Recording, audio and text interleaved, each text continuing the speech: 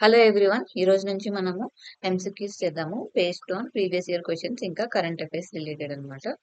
I hope మీకు initiative నచ్చుతుందని అనుకుంటున్నాను. కామెంట్ సెక్షన్ లో కామెంట్ చేయండి. ఎంసీక్యూస్ మోస్ట్లీ పీవైక్యూస్ ఇంకా కరెంట్ అఫైర్స్ బేస్డ్ ఉంటాయి. With the help of chat GPT I have created few questions here. మనం ఈ క్వశ్చన్స్ సాల్వ్ చేద్దాము.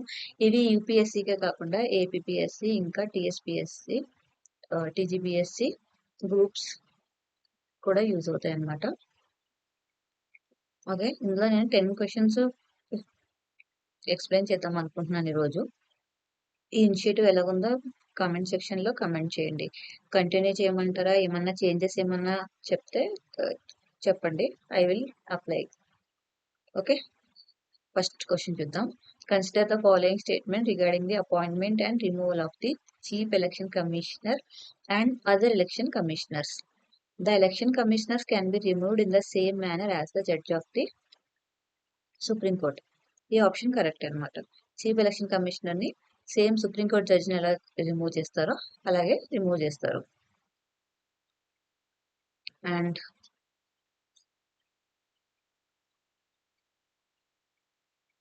స్టేట్మెంట్ నెంబర్ 2 చూద్దాము. Other election commissioners can be remove only on the recommendations of the chief election commissioners. ఇది correct అన్నమాట. Only chief election commissioners మాత్రమే constitution లో protection ఉంది. ఇదే క్వశ్చన్ ఇక్కడ ఉంది కదా, బోత్ అని ఇచ్చారు. చీఫ్ ఎలక్షన్ కమిషనర్ కు మాత్రమే ఉంటుంది. నార్మల్ గా ఎలక్షన్ కమిషనర్స్ ఉంటారు కదా, వాళ్ళకి ఉండదు. అదర్ ఎలక్షన్ కమిషనర్స్ ని చీఫ్ ఎలక్షన్ కమిషనర్ ఇచ్చిన రికమెండేషన్స్ రిపోర్ట్ బేస్ గా వాళ్ళని రిమూవ్ చేస్తారనమాట. ఎలక్షన్ కమిషన్ ఆఫ్ ఇండియా ఎప్పుడు important topic for UPSC, for other APPSC and TGPSC exams also. ఇక్కడ మీకు ఇచ్చాను చూడండి. ఎలక్షన్ సుప్రీంకోర్టు జడ్జెస్ ని ఎలా తీస్తారు, ఎలా రిమూవ్ చేస్తారు. సుప్రీంకోర్టు జడ్జెస్ ని ఇంకా ప్రెసిడెంట్ ని రిమూవ్ చేసేదాన్ని మనం ఇంపీచ్మెంట్ అని అంటాము. ప్రెసిడెంట్ ని అయితే ఎక్స్క్లూసివ్ గా ఇంపీచ్మెంట్ అనే అంటాం అనమాట.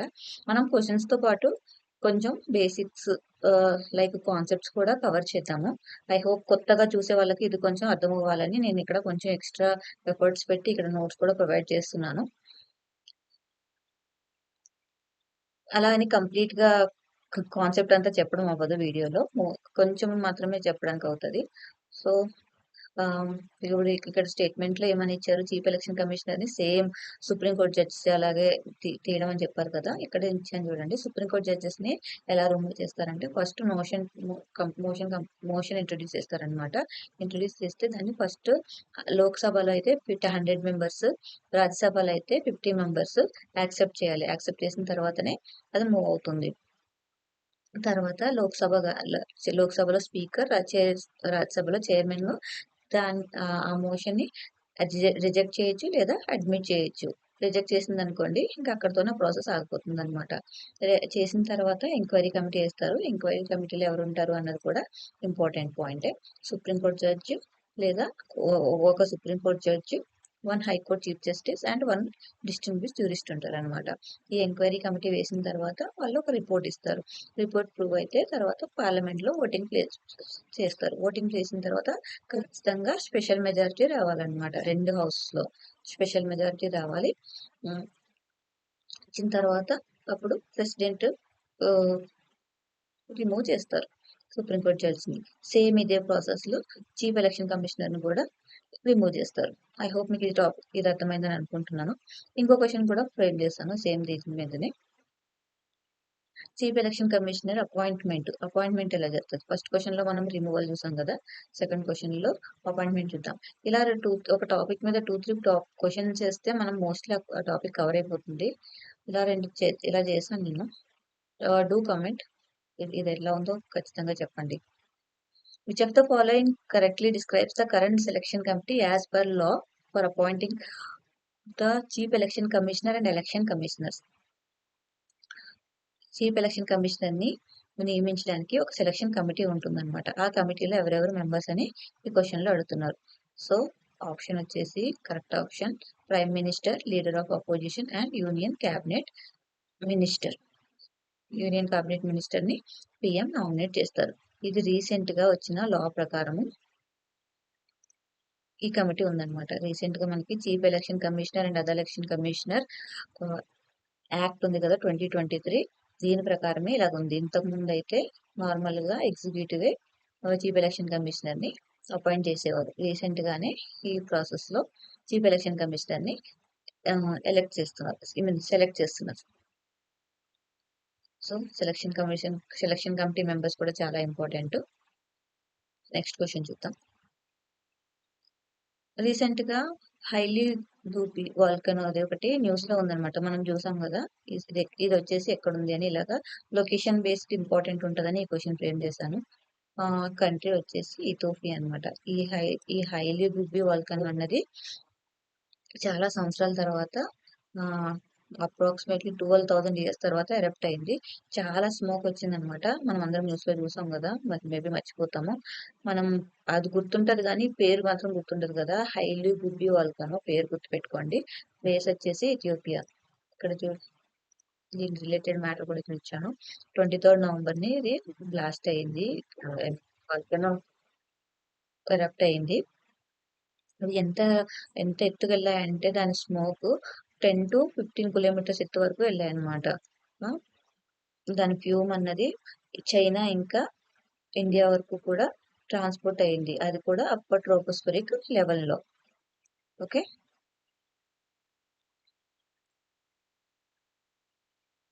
నెక్స్ట్ క్వశ్చన్ వచ్చేసి which of the following are the criteria for region to the declared biodiversity hotspot. ఏదన్నా రీజియన్ ని బయోడైవర్సిటీ హాట్స్పాట్ కింద డిక్లేర్ చేయాలంటే ఏం క్రైటీరియా ఉండాలి అని. It must have at least 15,000 endemic vascular plants. ఇది ఒక క్రైటీరియా, ఇది కరెక్టే. It must have lost at least 70% of original habitat. ఈ రెండు ఉంటే వాడిని బయోడైవర్సిటీ హాట్స్పాట్ కింద గుర్తిస్తారనమాట. సో మనకు టోటల్ గా ఎన్ని ఉన్నాయి? 4 బయోడైవర్సిటీ హాట్స్పాట్స్ ఉన్నాయి ఇండియాలో. ఇక్కడ వచ్చాను చూడండి మీకు ఇమేజ్ లో. హిమాలయన్స్, ఇంకా ఇండో బర్మన్, సుందర్బన్, ఇంకా వెస్టర్న్ ఘాట్స్, శ్రీలంక. ఇక్కడ ఈ ఇమేజ్ లో హైలైట్ అవ్వలేదు అది. నెక్స్ట్ ఆ ఇమేజ్ కూడా మీకు ప్రొవైడ్ చేస్తాం.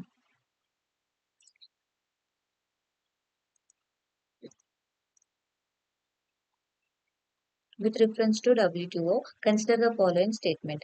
The Ministerial Conference is the highest decision body, making body. ఈ ఆప్షన్ కరెక్ట్. WTO ఉంది కదా, వరల్డ్ ట్రేడ్ ఆర్గనైజేషన్ లో మినిస్ట్రియల్ కాన్ఫరెన్స్ అన్నది హైయెస్ట్ డెసిషన్ బాడీ అనమాట. The general council also act as the dispute resolution body. ఇది కూడా కరెక్టే. General first ministerial body ఉంటుంది, హైయెస్ట్ బాడీ. దాని కింద జనరల్ కౌన్సిల్ ఉంటుంది. ఇప్పుడు కంట్రీస్ మధ్య ఏదైనా డిస్ప్యూట్స్ వస్తే general council dispute resolution body అని, డిస్ప్యూట్ సెటిల్మెంట్ బాడీ అని ఒకటి ఫామ్ చేస్తుంది. ఓకే,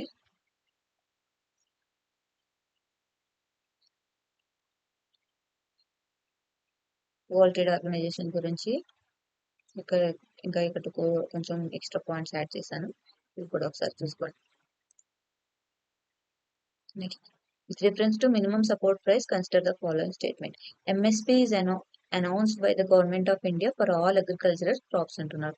నో, ఇది ఇన్కరెక్ట్. ఎందుకంటే ఆల్ అగ్రికల్చర్ క్రాప్స్ కాదు, ఓన్లీ 23 క్రాప్స్ కే ఉన్నదన్నమాట.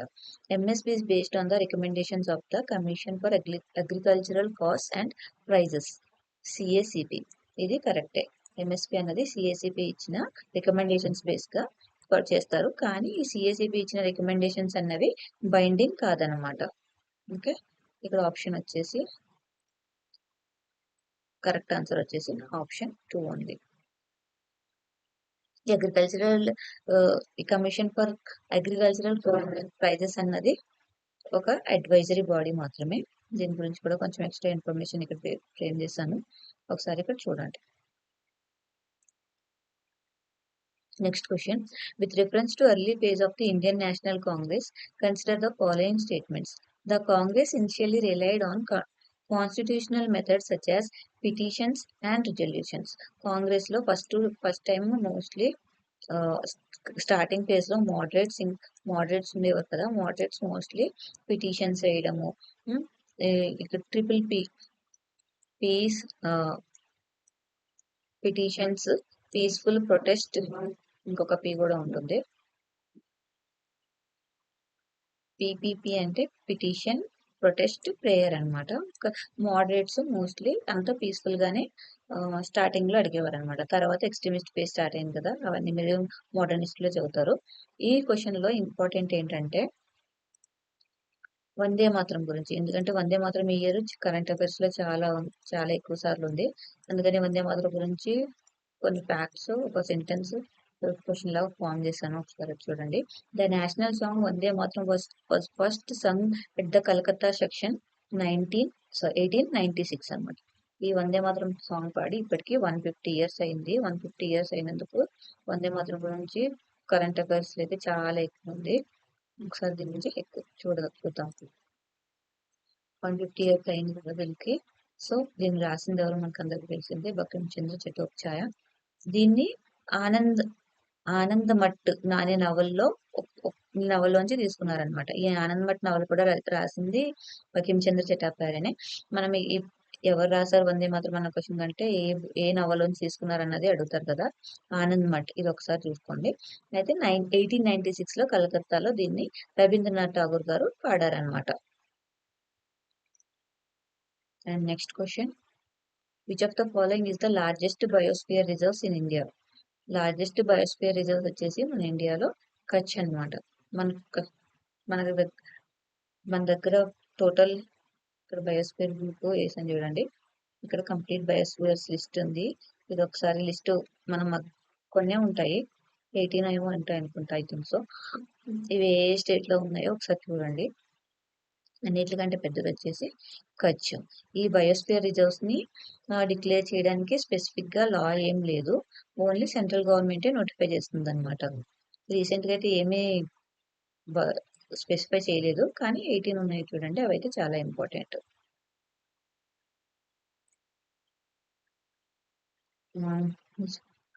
India has developed its own CRISPR-based therapy, Birsa 101, to treat which one of the following disease?